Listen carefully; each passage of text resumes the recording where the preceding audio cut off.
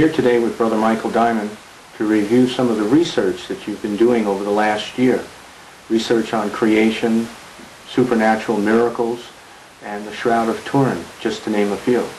Can you tell us some more about your research, brother? I've tried to go through everything I could on the subjects we're going to be speaking about today. Creation, evolution, a young earth, the flood, the Shroud of Turin, miracles. And it would take I don't know how many hours to present all the information I have. And so therefore we're going to have to move very quickly through this information, touching upon what I feel is the most interesting of the information that I have. Now, one thing people have to realize is that this is not science versus religion. This is religion versus religion. Evolution is nothing more than a pagan religion. There's no scientific proof for it whatsoever, as you're going to see in this tape.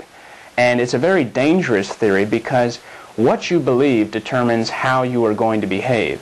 And evolution has created people like Lenin, Stalin, Hitler. Karl Marx dedicated his book, Das Kapital, to Charles Darwin. And it will continue to create these kinds of people.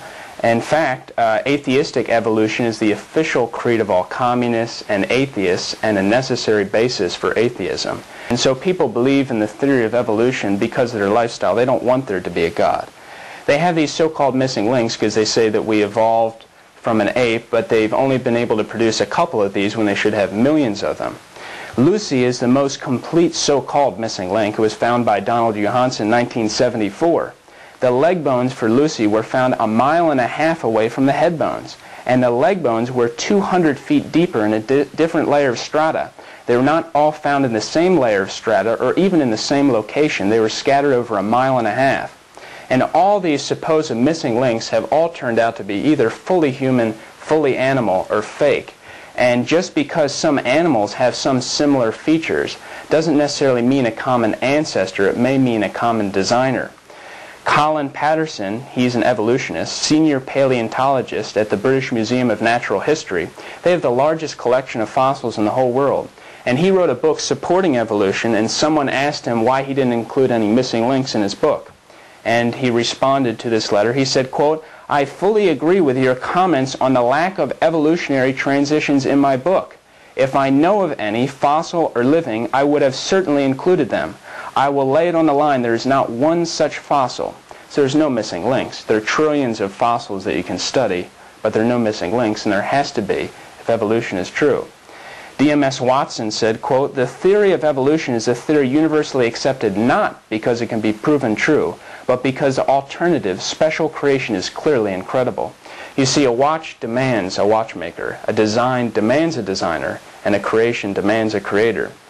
And they have all these organs now. You mean vestigial organs? Right. They originally had 200 of these organs, now been reduced to a handful. They also say that we go through the process of evolution as an embryo. We have these different gill slits. These are actually folds of skin that develop into the respiratory and hearing tracts. One of the most common examples, they say, of evolution is the peppered moth of England.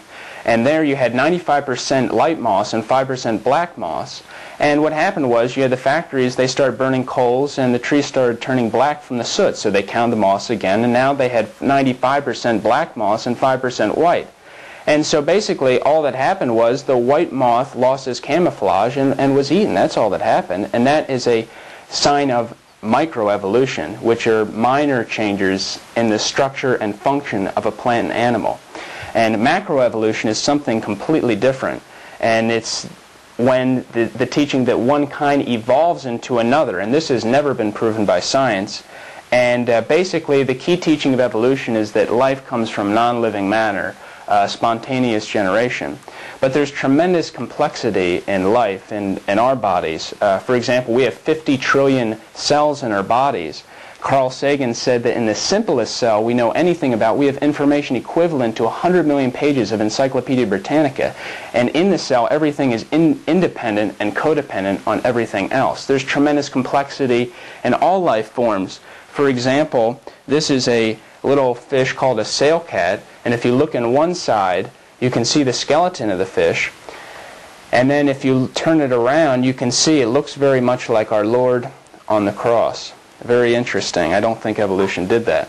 A Cray computer can do 6 billion calculations per second. estimates are that the little honeybee has to do 1 trillion calculations per second in order to fly.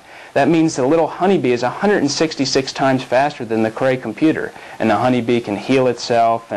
But the conclusion of evolutionists is the computer, of course, is designed, but the honeybee evolved. People ask why the stars are so far away. Very simple. God put the stars very far away. That doesn't prove evolution whatsoever. People talk about alien life forms, extraterrestrial life forms. Well, conditions outside the Earth are far more destructive than probably anyone suspected before space exploration began. Deadly radiation, poisonous gases, extreme gravitational forces, gigantic explosions, and the absence of the proper atmosphere and specific chemical elements. Just the temperature extremes in outer space would make almost any kind of life either so hot that it would vaporize or so cold that it would be completely rigid, brittle, and dead.